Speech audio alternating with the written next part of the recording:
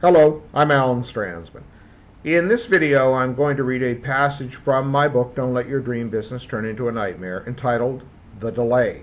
Now, just to set the stage for this episode, for the past 5 months, you've been working on the business plan for your dream business, which is a spa for men.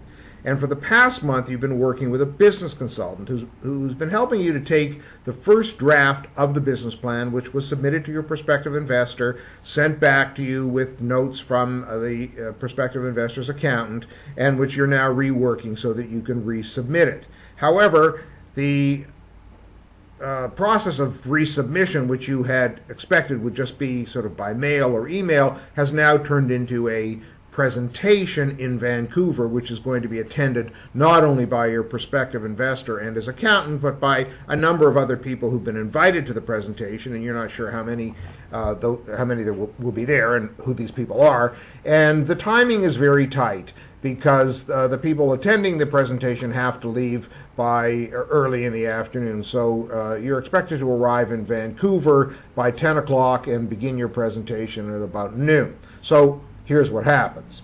You meet the consultant at the airport and prepare to board your flight. But there is a problem.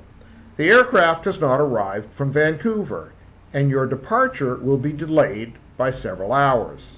You will not be arriving in Vancouver until after 2 p.m. local time. By the time you get to the hotel to make your presentation, it will be at least 3 or even 3:30. You do not have the phone number of your prospective investor in Vancouver, and you desperately need to contact him to tell him that you will be arriving later than originally planned. You try information in Vancouver, but for some reason, his number is unlisted. You panic. But then a thought occurs to you. Even though the guest season is over at his ranch, perhaps there are still some staff members up there. You're able to get the phone number for the ranch from information and call, and God help you, someone answers and gives you the phone number in Vancouver. Since your flight will not be departing until afternoon, you wait until 11:30 to call, which is 8:30 in Vancouver, and you reach your prospective investor and tell him what has happened. He tells you that he will contact the others and try to postpone the meeting until around 4 p.m. The 5-hour flight to Vancouver is the longest of your life. You have no idea when you arrive in Vancouver whether the presentation will even happen at all. What if the accountant's unavailable later in the afternoon and your prospective investor doesn't want the presentation to go forward without him? The consultant has a red-eye flight scheduled for that night as he has to be back in Toronto for an important meeting the next day.